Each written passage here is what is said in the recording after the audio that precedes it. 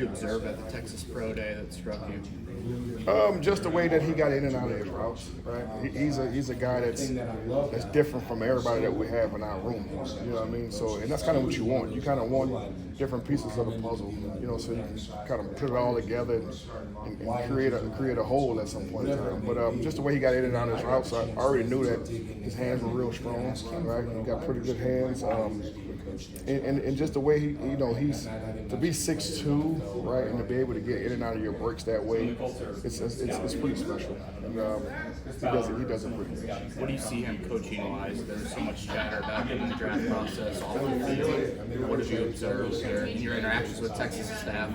I have no idea where all that stuff came from, right? I kind of came in, you know, with one eye open and one eye closed, right? But man, he's been a joy to have in this building, right? He's come in. I've heard other people on the staff talk about, man, I like AD. I like AD. So I mean, he's come in with a smile every single day, right? He's come in and he's joyful every morning, right? He's not like me, right? I can definitely be moody, right? I can be moody, but he comes in and he's smiling and he's excited to be in this building. He's excited to help, and he's excited to learn. So that's an arrow going on. How do you look at the main three guys who are back, Pitt and Josh and Alec? What do you like about that group before you add these guys? Well, for one, they're all professionals, right? Let's just start there. That's half the battle, right? If you got guys that's in your room that's not a professional, right? That's what you call a detention center, right? I don't want any parts of that. You know what I mean? But you know, everybody has their role, right? Everybody knows that Pitt's the money man, right? Pitt's going to be the leader of the room, right? But everybody else, you know, like I tell them, you got to understand. Every single year, there's a younger dude that's in this room that's looking up to not just Pitt, to you guys also, right? So we got to lead the way. We got to lead the storm, you know. So I just think as a group, you know, we got a young group that's been playing together for a few years now, right? They're all This is still a young group. Super young, and still learning, right? Still learning. So that's what you want. Like the biggest thing that a lot of people don't understand is just having guys to play together this long, right? And 3 years is not long at all, right? But you get used to guys going from this team to that team. You know, we got our core guys that's in there that knows this offense. You know, getting better at it every year. So, kind of reminds me of what I was used to. You know, just every year it's the same people in the room, and you just gelled and got better as the years go on. How have you grown as a coach going into year 3? I don't know. You might have to ask somebody else that. What feels different to you then? For one, like I got a rhythm now, right? I got a flow. You know, I came in, you know, under Coach Frank, and then all of a sudden Frank was gone. So now you got a new head coach next year. You got to learn a whole new offense and the way it's running, and the way they do things. And so this is the first time when I had an off season where it was the same offense, it was the same nucleus, right? So I was able to find a rhythm, you know, here and there, and now I can kind of get a style. I can get a feel on how I want to do things. So I kind of feel better in that aspect, but still lack sleep. How do Alec and AD fit together in the receiving group? Because they got different traits, right? Alec is still he's still a guy that can, you know, take the top off of defense, right? Can do all those things, down the field. He can do some things intermediate also.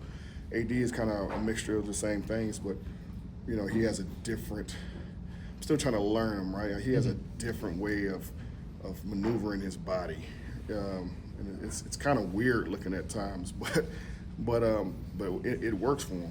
It works for him, and if he's throwing me off, I know he's throwing the DB off. So it's going to be special to see. Is there another level or difference to Pitt's game that he needs to? Sure, I hope so. Sure. We can't stop here. Right. The investment is in. Right? we got to get the money's worth, right? What you gotta do, right? Right, exactly. So, I hope the arrows continue to grow, right? I think Pitt still wants to be the ultimate leader, right? He still don't have a C on his chest, right? What's the problem? Last year. Yeah, what's the problem, right? So you got to earn that. You got to earn that from your teammates. You got to earn that from everybody. So you got to get that, right? He still got things that he hadn't accomplished, right? I feel like if Pitt's an all-star, if he's a Pro Bowler, right, we're damn for sure gonna be in the playoffs. If Josh doesn't get hurt, with that knee middle of last year. I mean, his numbers were good, but are we talking about numbers that were even better? I'm not a fortune teller. I just know what we had, and shit, we did pretty solid in our first year with him. So hopefully it gets better and better. But I can tell you right now, he looks unbelievable, right? So hopefully that's a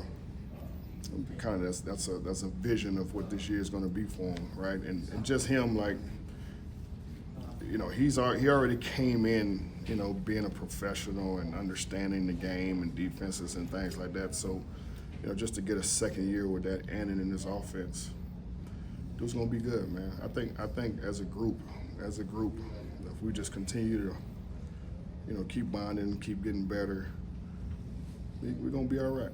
Reggie, you mentioned again you came in with Frank and all that.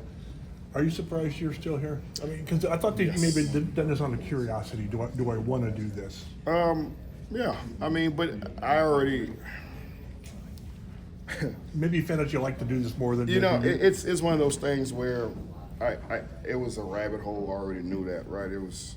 Well, I know once you jump in it, you're not going to be satisfied, right? So it's. I'm not satisfied. I feel like I hadn't been to a playoff game yet, right? As a coach, like, so it's so much stuff that I want to get done. I hadn't had a guy that had 10 touchdowns in the season. I hadn't had a guy that made a Pro Bowl. Like, so it's things like the list never stops, you know. So I think, but you've got to still want to do it.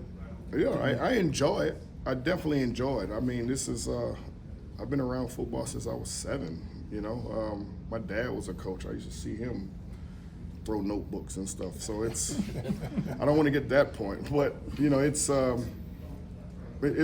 means something to me. It do it, and I enjoy seeing guys excel. Ballard mentioned that he has told you can't tell them to do what you did.